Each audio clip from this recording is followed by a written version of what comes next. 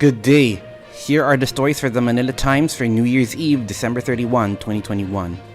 A COVID tsunami threatens to overwhelm healthcare systems, the World Health Organization said on Wednesday, as record surges fueled by the Omicron variant dampened New Year celebrations around the world once again. Governments are walking a tightrope between antivirus restrictions and the need to keep societies and economies open as the highly transmissible variant drove cases to levels never before seen in the United States, Britain, France, and Denmark.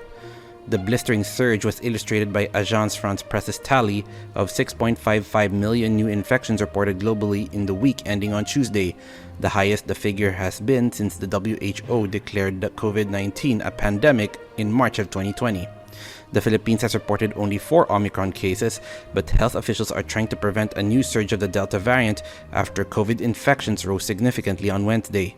At least 4 areas in San Juan City on Thursday were placed on a 2-week granular lockdown after the city recorded a slight increase in COVID-19 active cases. San Juan City spokesman Brian Jelly told the Manila Times that the 4 areas recorded a total of 17 cases.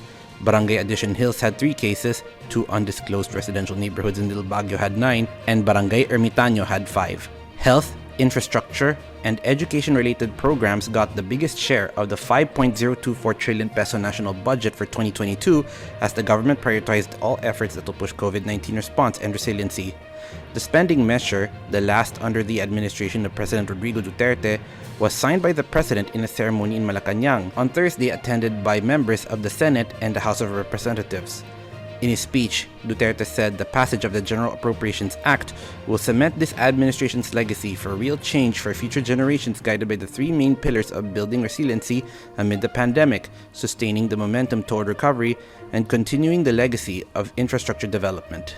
Senate President Vicente Tito Sotto III scored a 71% approval rating, the second highest in the latest Pulse Asia Performance Survey among the country's top 5 national officials. The survey, conducted from December 1 to 6, covered 2,400 respondents and had a margin of error of ±2%. Soto's approval rating was lower by just 1% less than President Rodrigo Duterte's 72%. Soto, the National People's Coalition chairman, is running for vice president in next year's election with his longtime ally, Senator Panfilo Ping Lacson, the Partido Reforma chairman, for running mate. Vice President Maria Leonor Robredo had 43%, while Speaker Lord Alan Velasco and Supreme Court Chief Justice Alexander Quezmundo tied at 31%. President Duterte urged Filipinos to honor the country's modern-day heroes who are at the front lines as the nation marked the 125th death anniversary of national hero Jose Rizal. Following tradition, Duterte led the flag-raising and wreath-laying ceremony at the Rizal Monument in Manila at around 8 a.m. on Thursday. In his Rizal Day message, the president likened those in the front lines against COVID-19 to Rizal, who himself was a dedicated physician.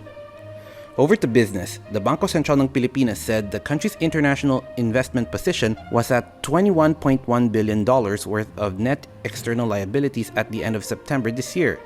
The current sum has decreased by 7.3% from the $22.7 billion reported at the end of June this year, according to the central bank report released on Thursday.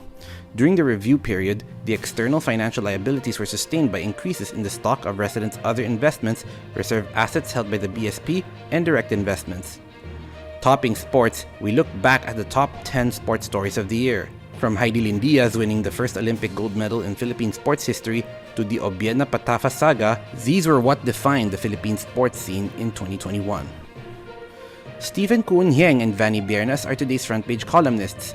Kuun-Hieng recalls a moment with late SM founder Henry C., while Biernas discusses the trial of Jose Rizal. Today's editorial discusses the tsunami of the Omicron variant of COVID-19. Read the full version on the paper's opinion section or listen to the Voice of the Times.